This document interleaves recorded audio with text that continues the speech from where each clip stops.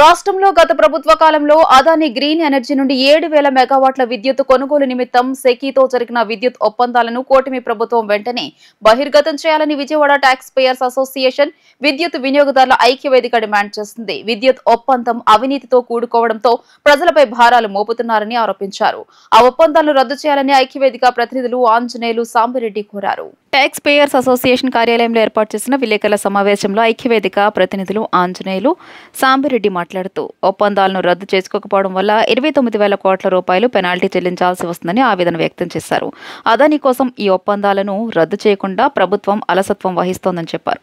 Technical అభివృద్ధి వలన solar Indo power ధర నానాటికి పడిపోతున్న నేపథ్యంలో విద్యుత్ ఒప్పందాలను 25 సంవత్సరాలు దీర్ఘకాలానికి ఒప్పందం చేసుకోవడం ద్వారా వినియోగదారులపై భారం పడుతుందని ఆందోళన వ్యక్తం చేశారు.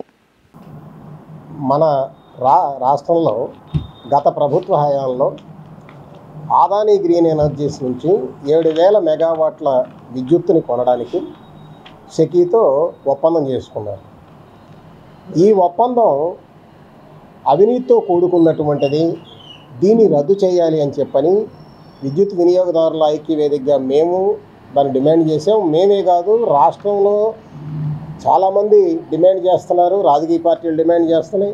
ఇక్కడే కాదు, పార్లమెంట్లో కూడా ఈ విషయం మీద స్పందించినటువంటి విషయం తెలిసింది. అయితే ఈ మధ్యకాలంలో జరుగుతున్నటువంటి ప్రచారం ఏమిటంటే, ఒకవేళ ఈ ఒప్పందాన్ని కనుక ఇప్పుడు రద్దు చేసుకుంటే 2,900 కోట్ల రూపాయల దాకా పెనాల్టీ కట్టాల్సి వస్తుంది, అందుకనే ఆలోచిస్తున్నాము అని చెప్తున్నారు. కానీ ఇదే ప్రభుత్వ పెద్దలు అంతకుముందు ఎన్నికల ముందు ఆ సందర్భాల్లో చెప్పింది ఏమిటి అని చెప్పానంటే, ప్రజల మీద ఈ ఒప్పందాల వల్ల 1,00,000 కోట్ల రూపాయల భారం పడుతుంది అని చెప్పారు. ఇప్పుడు 2,900 కోట్ల రూపాయలు ప్రజల వాళ్ళకి కట్టి దీన్ని రద్దు చేసుకొని ప్రజలను తప్పించడమా, ఈ భారాల నుంచి తప్పించడమా, లేదు వాళ్ళ కోసం ప్రజల మీద భారాలు వేయటం అన్నది ఇప్పుడు ప్రభుత్వం తేల్చుకోవాల్సిన పరిస్థితి.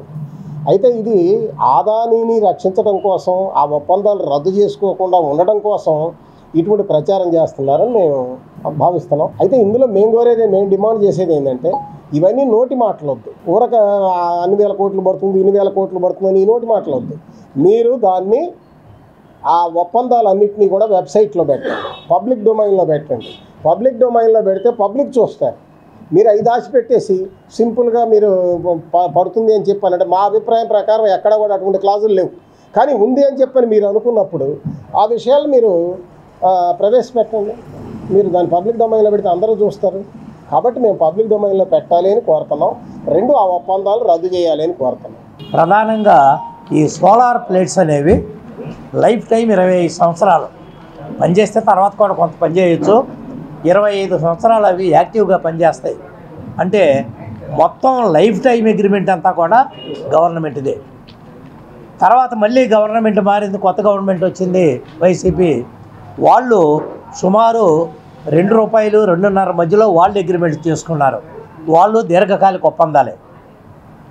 అంటే ఒక పీరియడ్ అయిపోయి ఇంకో పీరియడ్ వచ్చేసరికి మళ్ళీ సగానికి సగం పడిపోయినాయి. ఆ విధంగా ఇవన్నీ కూడా ఎప్పటికప్పుడు డౌన్ అవుతున్నాయి తప్పితే ఇవి పెరిగేది లేదు. అటువంటి ఇప్పుడు అంత దీర్ఘకాలిక ఒప్పందాలు ఎందుకు చేసుకున్నారు అంటే, ఒక విధంగా ఇది కేంద్ర ప్రభుత్వం పెట్టిన రూలు మాకు తెలిసింది. సెకీని స్థాపించి దాని ద్వారా అగ్రిమెంట్ అనేది 25 సంవత్సరాలకు గనక చేసుకుంటే మేము దానికి మద్దతు ఇస్తామని కేంద్ర ప్రభుత్వం చెప్పింది. కాబట్టి ఆ విధంగా చేయడం జరిగింది. అసలు ఇంత లాంగ్ పీరియడ్ ఒప్పందాలు చేసుకునే బదులు శుభ్రంగా గవర్నమెంటు వాళ్ళకే కావలసినన్ని వేస్ట్ ల్యాండ్స్ ఉన్నాయి గవర్నమెంట్ చేతిలో. వేల ఎకరాలు కాదు, లక్షల ఎకరాలు కూడా ఉన్నాయి.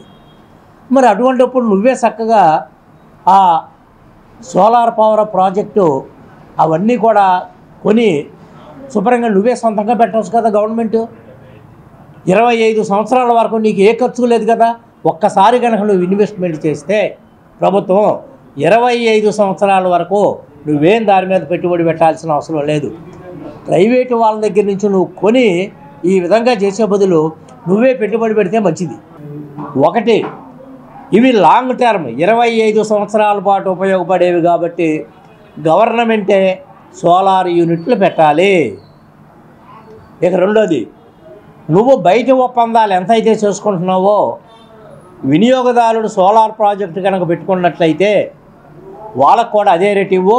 అప్పుడు వాడికి 1 kV అవసరమైతే 3 kV పెట్టుకుంటాడు, 3 kV అవసరమైతే 5 kV పెట్టుకుంటారు.